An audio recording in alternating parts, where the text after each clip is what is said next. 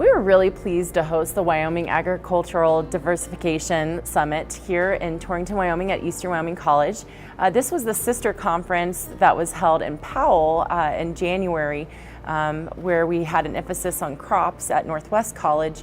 And today and yesterday we've been really talking about diversifying ag with a livestock focus. The day opened up yesterday with a welcome from Dr. Travers with Eastern Wyoming College. We had opening remarks from JERIMIAH, RIEMAN, who is the director of Endow. And then we had a keynote speaker of Dr. Jay Lair. He's the science director of the Heartland Institute that really set the stage of diversification in agriculture and talked about our brand as a state. And it really just opened the conversation about how are we going to diversify our livestock economy. Wyoming has uniquely positioned itself with Governor Mead's initiative called Endow. And knowing that I'm not operating in a silo in a state of, like Wyoming, in which we're 500,000 people, we need to work together. So of course we brought together our partners, especially those leading the way at the local economic development level for ag diversification, and that would be Torrington with my counterpart Goshen County Economic Development, Forward Cody, and Powell Economic Partnership. And we partnered with the larger councils and agency, the Wyoming Business Council, the Endow Council, the Wyoming Department of Ag, and the University of Wyoming, the Ag Research Stations, which are positioned throughout our communities in the state to really put forward an industry-driven conversation. What's key here is when it comes to diversification, we are partners. We do not create the jobs, industry creates the jobs. We're not the ones diversifying, industry diversifies. So it was very important to bring industry front and center and help bring them together. We sat down and said, what outcomes do we want here? And the outcomes were very clear. Our business and industry leaders need to network. And out of that first summit, we've already had significant outcomes come forward. The other one was bringing innovative ideas. So by hosting panelists that come from private industry that are in the middle of this, we're able to expose our agribusiness industry leaders to some different thoughts and some new concepts that they might not have heard of or they can hear firsthand. This summit has been very helpful to me because it's enabled us to weave together all of the various components involved in identifying market opportunities, engaging producers, and outlining the steps that are necessary to truly market a Wyoming beef product. This summit has helped me think about my role in my startup company, really think about how I can help producers add some value to their products and their calves, their cattle that they're raising, and go to the next level with those. Marketing is a tough gig, and diversifying our product is a very tough gig. And there's a lot of ideas, and it's been great to get together and look at everybody else's ideas and try and put those ideas into a package to go forward.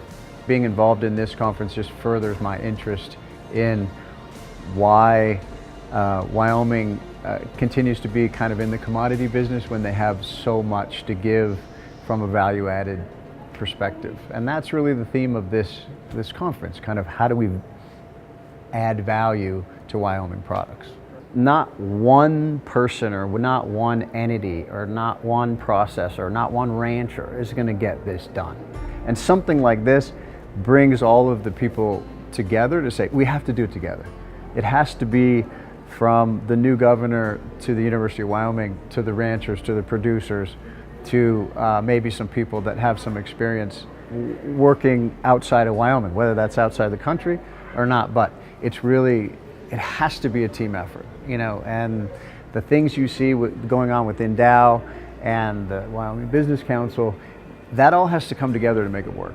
Yeah, the aha moment I think for me was the gentleman from Cody that produces beef sticks. And the aha was how emotional he was about getting this done and about Wyoming and the fact that his challenges are the same challenges that I see and that I'm not alone, right?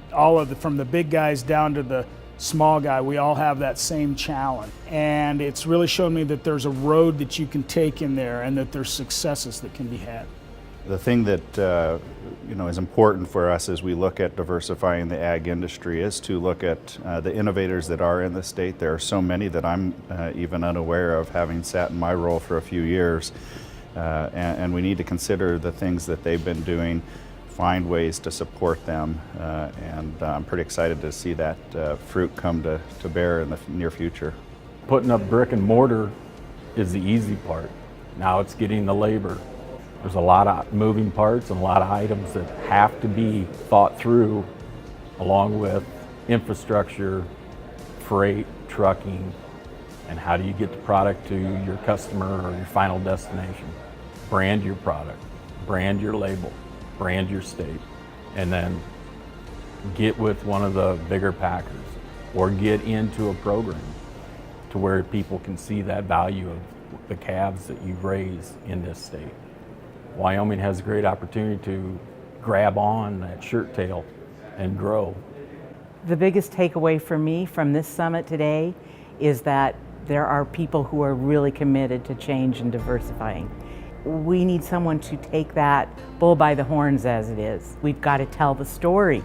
People want to know who Wyoming is, what we're about. They need to have the connection. We got to be better about telling our story.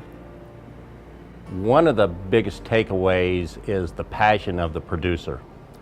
If you listen to the producers, their heart is in the right place. They've been doing this thing for generations, and we're at the point right now of moving away from wholesale markets and into retail markets. And with the digital economy that's coming, we can compete not only within our state, but within our nation and even around the world. This issue of diversification, especially in the livestock industry, is extremely complex. And the industry is pretty well developed at the moment. And it's going to take a lot of different type of thinking and a lot of different ideas coming together from different angles in order to kind of break that mold and do something that is going to lead to diversifying the economy.